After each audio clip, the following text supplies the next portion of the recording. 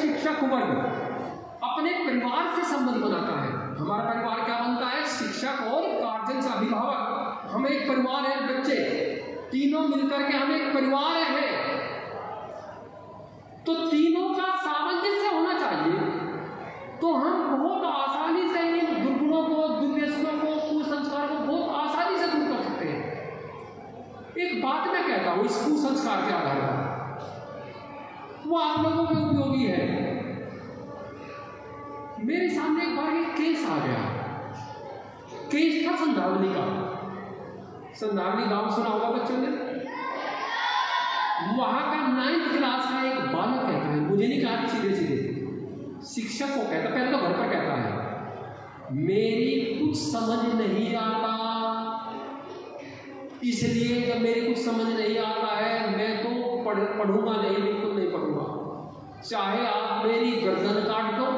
पहले माता जी को कहा, फिर पिताजी को कह दिया, कुछ भी आप कर लीजिएगा, मैं कोरा का कोरा हूँ, मुझसे कुछ नहीं आता है। 9वीं क्लास में आ गया और मैं तो कुछ भी, सब बच्चे बताते हैं मैं कुछ नहीं पता पाता, न मुझसे कुछ आता है, इसलिए मैं तो पढ़ता नहीं हूँ। यही बात स्कूल में आकर के शिक्षक को कहती है, गुरु जी मेरी बात सुनो, चाहे आप प्राण निकाल लो, मार लो, पीट लो, यातना दे लो, दंड दे लो, चाहे जो कुछ कर लो, मेरी समझ में तो पता नहीं मुझे तो क्या हो रहा है, मेरी नहीं कुछ भी समझ में आ रहा है। न मुझे इंग्लिश के जानकारी है, न मुझे हिंदी की है, न मैं मैथ्स कर पाता हूँ, न मैं साइंस कर पाता हूँ।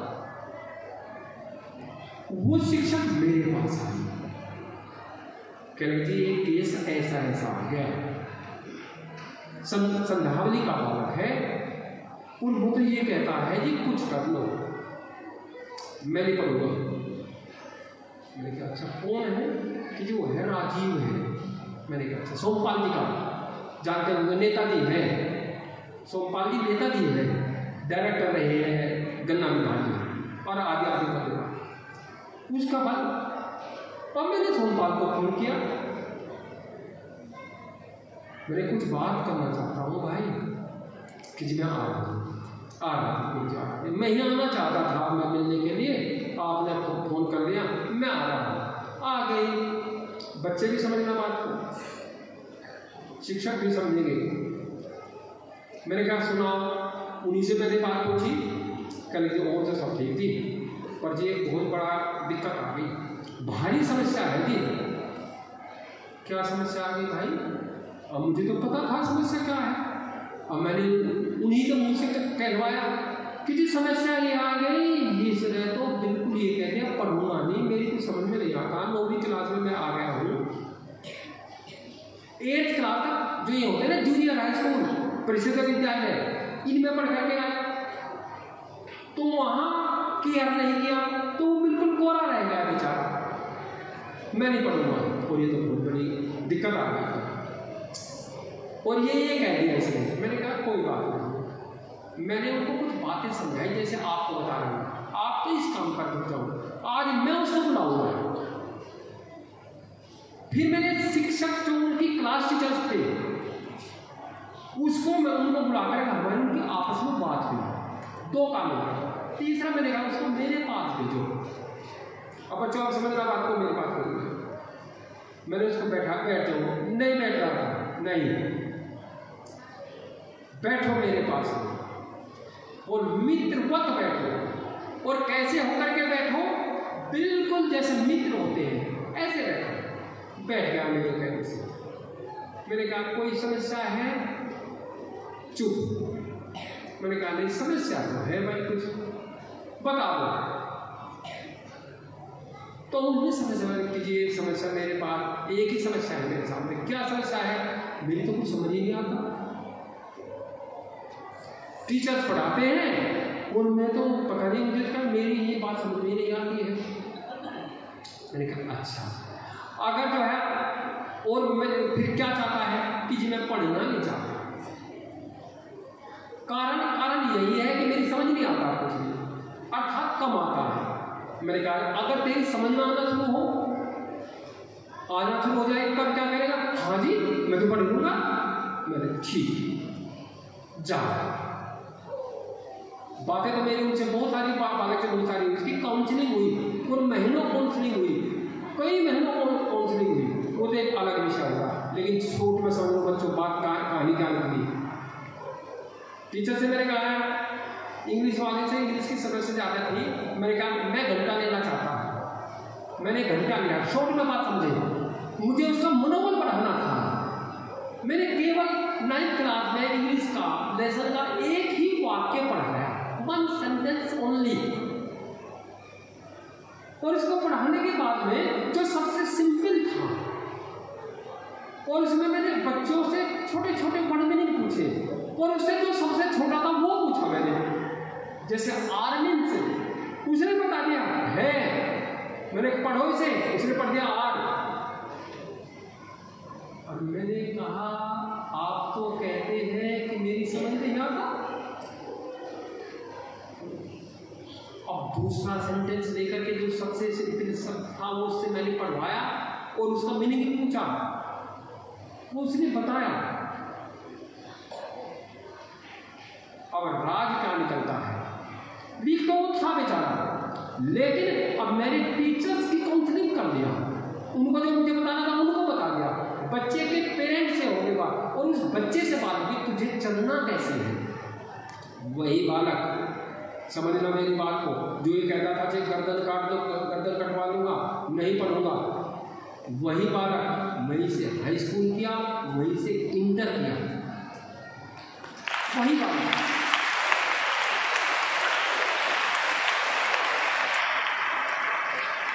तो इसलिए बच्चों बात क्या निकली है, वो जो तमोगुण था, जो रजोगुण था, वो उसका हटा दिया गया 5 कामों के द्वारा।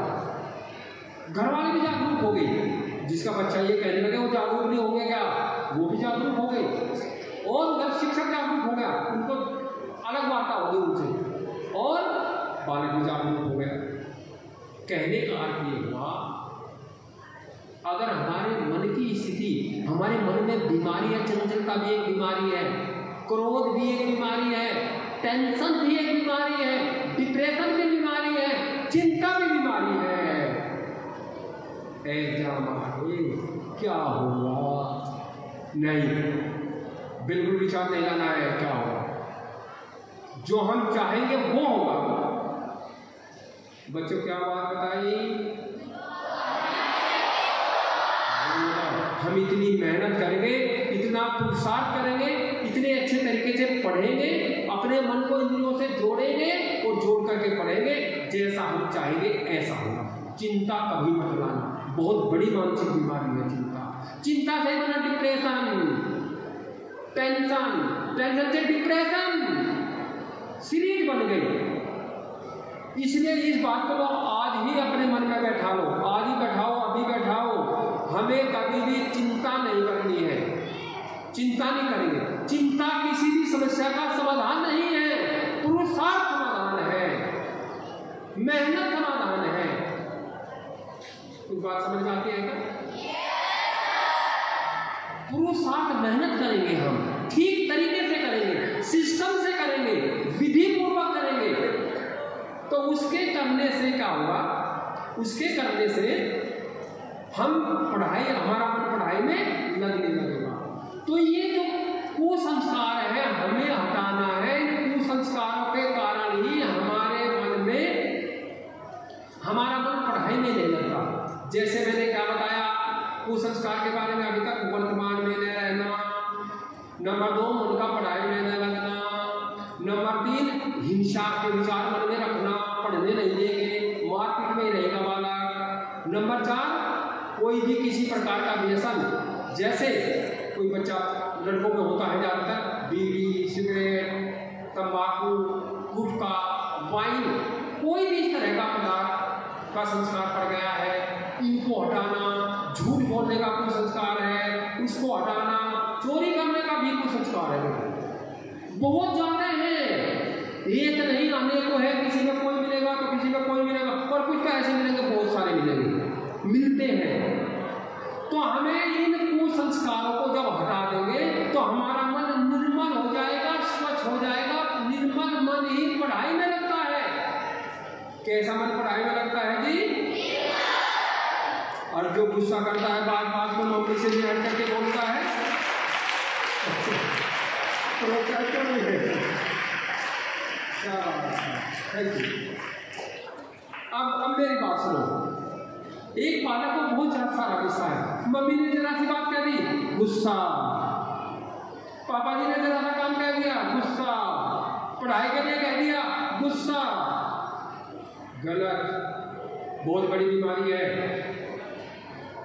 गुस्सा करना बहुत बड़ी बीमारी है, चिंता करना बहुत बड़ी बीमारी है, झूठ बोलना बहुत बड़ी बीमारी है, टेंशन करना बहुत बड़ी बीमारी है, डिप्रेशन में जाना बहुत बड़ी बीमारी है। इन दुर्गुणों को आने नहीं देना तो हमारा मन निर्मल बन जाएगा, स्वच्छ बन जाएगा, सद्गुणी बन जाएगा, पढ़ाई में लगेगा, विषय की गहराई में जाएगा, जल्दी याद कर लेगा। मशीन भी ऐसी बनाई परमात्मा ने। अब इस मशीनरी के बारे में कुछ पता चला क्या? थोड़ा थोड़ा अब तो पता चला होगा हमें अपनी मशीनरी को कैसा करना है। कैसा करना है? मशीनरी को साफ करना है। मशीनरी कैसे साफ होगी? अच्छी अच्छी बातें, शाबाश, बाबू बच्चे बोल रहे हैं, छोटे छोटे बच्चे बोल रहे हैं। अच्छी अच्छी बातें को सीखने से और गंदी गंदी बातों को, कुसंस्कारों को हटाने से ये मन निर्मल बन जाएगा, ये पढ़ाई में लगने लगेगा। जो भी काम आप करेंगे, एक बच्चा खिलाड़ी बनना चाहता है, उसका मन उसी में लगेगा, वर्तमान में रहेगा।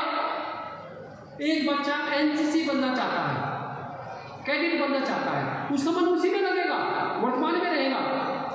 स्काउट गाइडिंग में लगेगा, जितने भी खेलकूद है उनमें लगेगा, वर्तमान में रहेगा, उसी में उन्नति करेगा। दौड़ में यदि लगा दिया मन, क्या कहना फिर देखिएगा, फिर देखिए कैसे दौड़ लगाता है। तो इसलिए सूत्र बन गया है अपने मन को निर्मल करना, अपने मन को स्वच्छ करना। अच्छा एक बात और बताओ, चलो बच्चों एक बात बताओ, ये मन है कहाँ? कुछ पता है? तो यह तो कठिन प्रश्न है, कठिन प्रश्न है। मन कहाँ है? अंदर।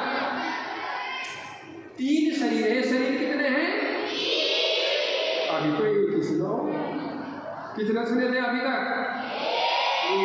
आज 2 और सुनो, और फिर हमें जानना भी चाहिए मन कहाँ है, मशीनरी कहाँ है, इसलिए भी उपयोगी है ये।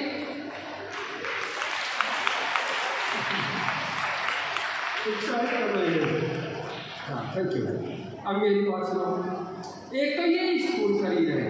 स्थूल का अर्थ होता है जो हमें आंखों से दिखाई दे जावे, जो भी चीज हमें आंखों से दिखाई दे जावे, सूक्ष्म दृष्टि से दिखाई दे जावे, उसको क्या बोलते हैं? स्थूल। अब ये तो सारा दिखाई दे रहा है, ये स्थूल है। एक होता है सूक्ष्म शरीर। क्या होता है? सूक्ष्म शरीर। तो सूक्ष्म शरीर दिखाई नहीं देता, और उस सूक्ष्म शरीर में ही मन है। एक शब्द आपने सुना होगा, बुद्धि। कभी बुद्धि के बारे में बताऊंगा। ये बुद्धि भी बहुत अजीब यंत्र है, मनुष्य परमात्मा ने दिया है। एक होता है अहंकार। ये 3 मशीनरी सूक्ष्म के अंदर आ गई, इंद्रियां भी सूक्ष्म के अंदर आती है। तो ये जो सूक्ष्म शरीर है, वैसे तो इसमें 18 पदार्थ है, लेकिन मुझे तो मन के बारे में आज बताना है। ये मन भी सूक्ष्म शरीर में है, और ये सूक्ष्म शरीर कहाँ है, मन कहाँ है? जो प्राण इंद्रियां हैं, प्राणों में है। इसलिए मैंने बताया